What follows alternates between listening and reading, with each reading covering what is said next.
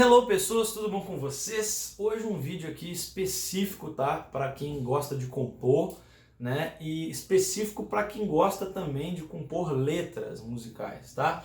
Vou falar sobre rimas, tá? É um tema que parece ser um tema assim bobo, né? Mas como eu vou mostrar para vocês aqui, na verdade tem muita coisa interessante que você pode estudar, né? E não tem jeito, tá? Rima é igual exercício de matemática. Na verdade, é igual conteúdo de matemática, né? Você só aprende praticando, fazendo. Então, rima é a mesma coisa, tá?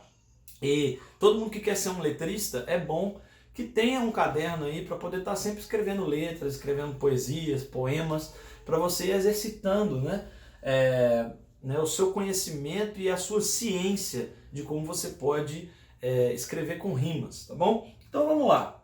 As rimas, gente, existem três tipos de considerações, três tipos de formas que a gente pode tratar, né, a letra de uma música, pensando em questão de rimas, né? A primeira, que é a mais famosa, são as rimas que a gente chama de rimas externas. O que são as rimas externas? São as rimas onde a última sílaba de cada verso, né, do que você está escrevendo, seja uma poesia, um poema, uma música, né? A última sílaba vai sempre sonoramente ser parecida com a sílaba seguinte, ou, né, vamos pensar aqui em vários tipos de rimas externas, mas o que você procura é sempre fazer com que a última sílaba fique parecida com alguma outra sílaba da letra que você está escrevendo, tá? Gente, tem duas crianças em casa, onde eu gravo aqui, sempre vai ter barulho de criança chorando, provavelmente você deve ter ouvido um chorinho aí, tá? Mas vamos lá. As rimas externas existem de três formas, tá? A gente pode considerar elas, né, como rimas interpoladas, tá? Que é quando a gente pega, aqui eu estou pensando em 4 versos, tá? Se for mais, não tem problema. Às vezes, quando vai ser mais, isso vai ficar um pouco assimétrico, e vai ter uma mistura entre esses tipos de rimas, né? Mas a ideia o princípio que está por trás de cada tipo de rima aqui que você precisa entender, né? As rimas interpoladas, elas vão fazer isso aqui, ó. A primeira sílaba, a sílaba do primeiro verso aqui vai rimar com a do último, tá? E assim, as rimas internas vão rimar entre si aqui, né? Então, vou ter que pegar meu celular aqui para ler alguns exemplos para vocês, afinal de contas, ler, né, estudar sobre rimas sem ler exemplos é meio complicado, né? Então, olha só, um exemplo aqui de rima interpolada. Terno é o seu carinho, tá? O primeiro verso. Segundo verso, suave como a brisa, me inspira, paralisa, né? Então, os dois versos no meio rimaram. E aí, o último vai rimar com o primeiro. Dá luz ao meu caminho, né? Então, esse dá luz ao meu caminho rima com terno é o seu carinho, né? Então ficou assim, ó, terno é o seu carinho, suave como a brisa, me inspira, paralisa, dá luz ao meu caminho. Então esse é o exemplo de rima interpolada. Agora um exemplo de rima alternada, tá? E explicando o que é rima alternada, é quando você faz a rima, né? O primeiro verso ele vai rimar com o terceiro e o segundo vai rimar com o quarto, tá? Então por isso que ela chama rima alternada. Então eu peguei um poema aqui da Cecília Meirelles, né? Um trechinho só para vocês verem esse exemplo, ó. Tantos sóis e tantas luas brilharam sobre essas linhas, das cantigas que eram tuas, das palavras que eram minhas. Particularmente eu acho esse tipo de rima alternada muito lindo, muito bonito, né? Eu gosto bastante. Vou ler até de novo aqui, ó. Tantos sóis e tantas luas brilharam sobre essas linhas, das cantigas que eram tuas, das palavras que eram minhas. Ok, e aí o último exemplo aqui são as rimas emparelhadas, tá? Que é quando a gente vai rimar, né, um verso seguido do outro, dessa forma aqui, o A rima com o A e, né, o segundo verso que rima veio exatamente a seguir, né, do primeiro, e a mesma coisa acontece aqui depois, né? Para mim é o tipo de rima mais fácil de fazer, né? Eu peguei aqui um exemplo aqui, esse aqui foi de um poeta que eu peguei na internet aqui, chama Vieira Vivo, tá? Ele escreveu um poema, o poema completo, não, eu só peguei um excerto dele, né? Há um baú em meu peito, onde o amor se faz leito, né? O amor, ó, um baú em meu peito, onde o amor se faz leito. A cada momento preciso, que o abras com teu sorriso, né? São esses tipos de rimas que a gente pode ter aí, né? Que são as rimas mais comuns, mais conhecidas, tá? Que são as rimas externas. A gente tem um outro tipo de consideração quando a gente vai escrever uma letra, algum poema, uma poesia, que são os versos brancos, tá? Que não tem a ver com rimas, mas tá dentro desse assunto porque os versos brancos eles são a completa exclusão de rimas. É quando você escreve uma letra ou alguma coisa como um poema, uma poesia, mas não faz rimas, né? O que não é impossível, tá? E o que é totalmente existe isso, né? Você escrever uma letra musical que não tenha rimas, isso existe. O cuidado que você tem que tomar com isso aqui é de não ficar uma coisa que não soe musical, né? Fica uma coisa que a sonoridade fica feia, né?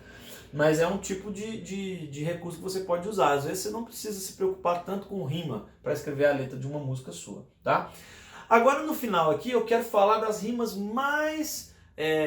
menos conhecidas aí, as mais estranhas, né? Que são, eu acho que são as rimas que quando você aprende a dominar elas, são as rimas que dão um diferencial, né, na sua escrita musical, aí, na escrita das suas letras, né? Que são as rimas internas, que a gente também pode chamar de rimas coroadas, tá? E elas, da mesma forma que as rimas externas, tem 3 tipos aqui básicos, tá? Que eu gostaria de falar com você sobre eles, tá? O primeiro tipo aqui é quando a rima acontece entre 2 frases, né? Então, a rima vai acontecer entre a sílaba final da primeira frase e a sílaba que está no meio da segunda frase, tá? Olha só um exemplo aqui. Peguei 2 exemplos, um do Vinícius de Moraes e o outro do Tomás Ribeiro, tá? Só uma estrofe aqui de poemas dos dois, né? Primeiro do Vinícius de Moraes. De repente, do riso fez-se o pranto, silencioso e branco como a bruma, tá? Então aqui no caso, o pranto rimou com a palavra branco, que ficou, a palavra branco está no meio da segunda frase, né? Então vou ler de novo. De repente, do riso fez-se o pranto, silencioso e branco como a bruma, né? E aí ele continua aqui. E das bocas unidas fez-se a espuma, e das mãos espalmadas fez-se o espanto. Aí no caso aqui, no finalzinho, ele usa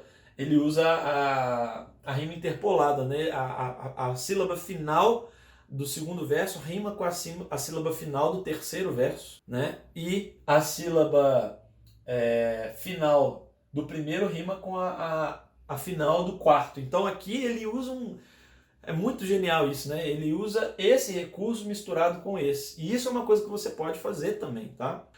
Tomás Ribeiro, ele fez assim, olha. Anjo sem pátria, fada errante, perto ou distante, que de mim tu vais. Né? Então aqui ele está rimando o final do primeiro verso com o meio do segundo, como eu disse. Né? Anjo sem pátria, fada errante, perto ou distante, que de mim tu vais. Aí ele continua. Há de seguir-te uma saudade infinda, hebreia linda, que dormindo está. Tá? Aí ele faz de novo, né? Nos 2 versos seguintes ele faz de novo esse tipo de rima interna, né? Que considera o final e o meio da segunda frase. Então o final da primeira e o meio da segunda. Tá? Existe também a rima que a gente chama de leonina ou leoniana. Tá? Essa rima é muito interessante e até para eu falar da definição aqui para vocês eu vou ter que ler porque é um pouco difícil e eu não quero esquecer, né, nada aqui na cabeça e acabar passando informação errada para vocês. A rima leoniana ou leonina é quando a rima se dá entre as palavras finais de cada hemistíquio do verso. Tá? O que é um hemistíquio? O hemistíquio são metades iguais ou desiguais de um verso. Então o verso geralmente ele vai ter 2 partes, né? Cada uma dessas partes a gente chama ele de hemistíquio. E aí, o que acontece? Onde se separa cada hemistíquio a gente chama de cesura, né? que é como se fosse uma pequena pausa, geralmente de valor dramático. Tá? Isso é muito mais para, né, tipo de escrita poética, né? O que inclui aí letras de música, né? Então eu peguei aqui, ó, olha esse verso. Sejam essas, mesmo que não peças, a este amigo as últimas palavras que digo. Em livre verso, amigo, me despeço. Então aqui é um tipo de estrofe onde todos os versos estão, dentro deles está ocorrendo esse tipo de rima leonina, tá? Vou ler de novo. Sejam essas, mesmo que não peças, a este amigo as últimas palavras que digo, em livre verso, amigo, me despeço. Tá? Então aqui você consegue ouvir isso bem. Não coloquei autor aqui desse verso, porque esse verso ele se perdeu, quem foi o autor desse verso aqui, né? Mas é um verso que é muito, que te deixa muito na cara esse tipo de recurso aqui, que é um recurso muito bonito também de se utilizar, tá? E por fim, gente, a rima que é a rima com eco que a gente fala, né? Que é quando a gente não faz rima pensando em versos, mas a gente faz rima entre as palavras uma seguida da outra, né? Quando uma palavra que eu falei agora já rima com a palavra seguinte. Isso é a rima com eco que a gente fala. Então olha só, olha esse poema aqui do Castro Alves. Vou ler também uma estrofe só. Donzela bela, que me inspira a lira, um canto santo de fremente amor. Ao bardo, o cardo da tremenda senda, estanca, arranca-lhe a terrível dor. É até difícil de ler aqui, né? Olha, de novo. Donzela bela, rima de eco, né? Que me inspira a lira, Um canto santo, de fremente amor. Aqui ele abandonou a rima, né? Ao bardo, o cardo da tremenda senda, estanca, arranca-lhe a terrível dor, tá? Então esse último verso não tem nenhum tipo de rima com eco, mas, todavia, entretanto, para a gente terminar esse vídeo, olha que interessante. Esse verso, ao mesmo tempo que está fazendo o tempo todo rima com eco, também trabalha a rima alternada, tá? Porque olha só, primeiro verso termina com a palavra lira, primeiro. O terceiro termina com a palavra senda, que rima com lira. O segundo termina com a palavra amor e o quarto, né, termina com a palavra dor. Então ele faz esse tipo de rima combinado com esse tipo de rima, né? Vou ler de novo. Donzela bela, que me inspira a lira, um canto santo de fremente amor. Ao bardo, o cardo da tremenda senda, estanca, arranca-lhe a terrível dor. Beleza? Então, ó, eu acho que com esse vídeo, né, obviamente isso aqui é só uma provocação para que você que escreve aí, tem costume de escrever letras musicais, uma provocação para que você comece a estudar sobre isso. Comece a pesquisar mais, comece a se exercitar, como eu disse, todo compositor é bom que tenha um caderninho de escrever frases, né, de tentar escrever sempre frases que rimam, escrever poemas, escrever poesias, tá? Ser um bom letrista tem a ver com exercício também, da mesma forma como ser um bom compositor musical tem a ver com exercício, né? Você só se desenvolve na medida que você faz muito daquilo, né? Então, espero que eu tenha passado um conteúdo muito rico aí para você te ajudar a você poder escrever as suas próprias letras musicais aí, tá bom? Então é isso, gente. Se você gostou desse conteúdo, por favor, tá? Deixa o seu like aqui embaixo, me ajuda demais. Compartilha esse conteúdo com seus amigos aí, compositores, tá? Se inscreve aqui no canal se você ainda não é inscrito. E no mais eu vou ficando por aqui, tá? Deus abençoe vocês e até mais.